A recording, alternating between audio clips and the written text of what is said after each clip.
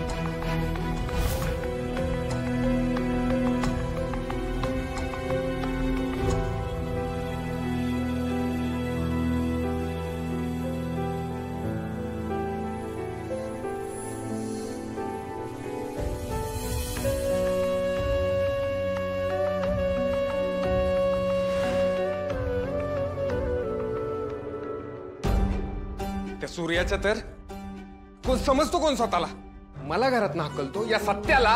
तू शांत हो पहिला। तुझ्यामुळे हातात आलेली गोष्ट हातातून निसटली आहे। तुला काय गरज होती रे त्या सूर्याबरोबर वाद घालायची? तेव्हा कसा बोलत होता तू बघितलंस ना? त्याची लायकी नाहीये माझ्या समोर उभा राहायची, पण तुमच्यामुळं सगळं सहन करायला लागतंय, ऐकायला लागतंय। आता मला कुणी अडवायचं नाही, कुणीच नाही। प्रसाद, प्रसाद,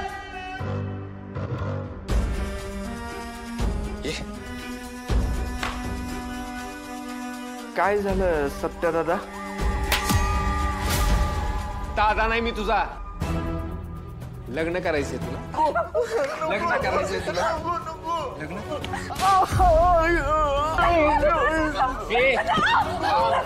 लांब व्हायचंय। आज मरणार आहे तुझं पोरग माझ्या हातनं। लग्न करायचं तुला?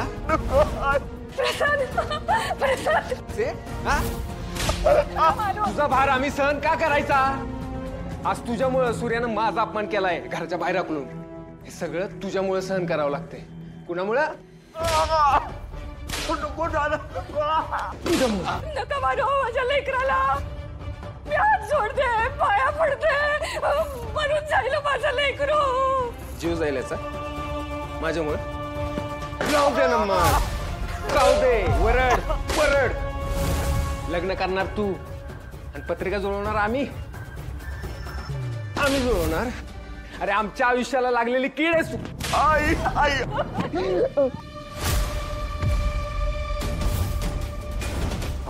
सत्या, सोड त्याला।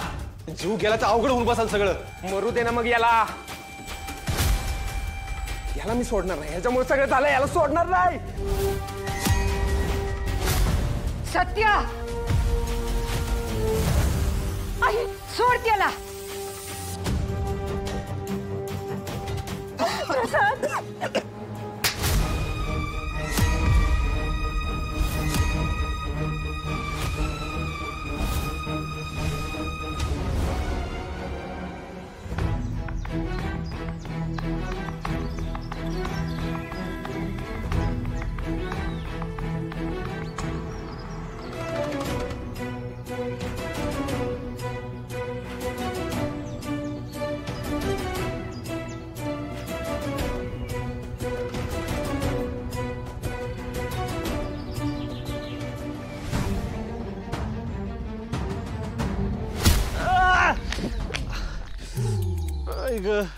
दादा तू? अरे दादा तुला काही याडपीड लागलंय का? असं कोण पाठलाग करतं? आता मी जोरात पंच आणला असता तर? भारीच होतं की। नानांनी जे शिकवलं ना ते तुझ्या काम येते का नाही तेच बघायचं होतं मला। म्हणून मी तुला लांबनं बघितलं आणि हळूच तुझ्या मागं आलो। कारण नाना शिकवते त्यावेळी तू जांभळ्या देत असतीस। मला तुझ्या लक्षात आहे का नाही काय माहिती। तुझी जे काय पेकाडात लात मारलीस ना, भारी पडले मला। सॉरी दादा, लय लागलं का? लय नाही धनी, लहानपणी तू एवढ्या वेळा पडलेस ना मला तो काहीच नाही वाटलं। आता तुझ्यात वेगळीच ताकद आली बाबा. बाकी भारी तयार झालीस. कुठे निघाली तू आता? राजूनं ना घरी बेसनाच्या वड्या केल्यात, त्या खायला जाते. अरे बेसनाच्या वड्या? अगं मी ते आत्ताच ते अक्कल देऊन आलो. घरात काहीच नाही, सगळ्या संपलेत. काय खाणार आहे तू? काय तू सगळ्या वड्या अक्केला देऊन टाकल्या? मग आता मी काय खाणार? तू किती वाईट आहे, मला विचारच करत नाही. थांब. तू फक्त वयानच मोठी झालीस बघ. पण अजून बी लहानपणी चिंचा पावल्यावर कशी बोकड्या पसारायची तीच दमवायचं अजून. आहेत वड्या घरी. चल वड्या पाहिजे एवढ्या का.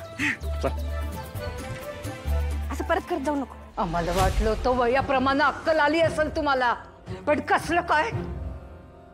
आता एवढा तमाशा करून आलाय तिथं, तर सूर्य आपली बहीण आपल्या घरात देईल का?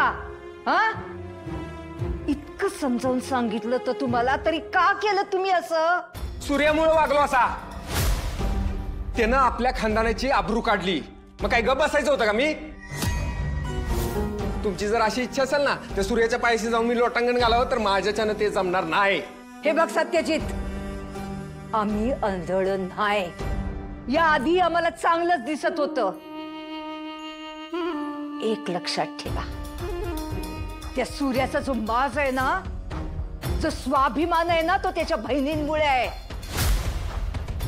एकदा का त्या बहिणींनी आपल्या पुढे गुडघे टेकले की तो सूर्या, तो सुद्धा आपल्या समोर गुडघे टेकल. पण तेवढा दम कुठे आहे तुम्हासनी? नाहीच आहे. आमच्या समध्या अपमानांचा बदला घेणार आहोत आम्ही. अरे पण त्यासाठी ती पोरगी घरात तर यायला पाहिजे. एवढी साधी गोष्ट कळत नाही तुम्हासनी? हा, आमचं चुकलं. आम्ही तुम्हाला पाठवायलाच नको होतं तिथं. आजी आता तर समजा इशे बिघडलाय बघ. आता कुणी बी त्या सूर्याच्या दारात जाऊ दे, तो कुणाचंच ऐकत नसतो. सत्याने आज जे काय तिथं जाऊन केलंय ना, मला असं वाटतं इथं समजा इशे इथंच सोडून द्यावा. आपण एक काम करूयात, गुरुजींना परत बोलून घेऊयात. कुठल्या ना कुठल्या पोरीची पत्रिका जुळलंच नाही याच्या बरोबर. नाही, आता काय बी झालं तरी त्या सूर्याची बहीणच आपल्या घरात येणार. कसं बी करून त्याचा माज उतरलाच पाहिजे. तसं बी गुरुजींनी सांगितलंच होतं की तिच्या इतकी कुणाचीच पत्रिका जुळत नाही म्हणून. आणि हे बी सांगितलं होतं तिच्या येण्यामुळे आपल्या घरात भरभराट होईल. आणि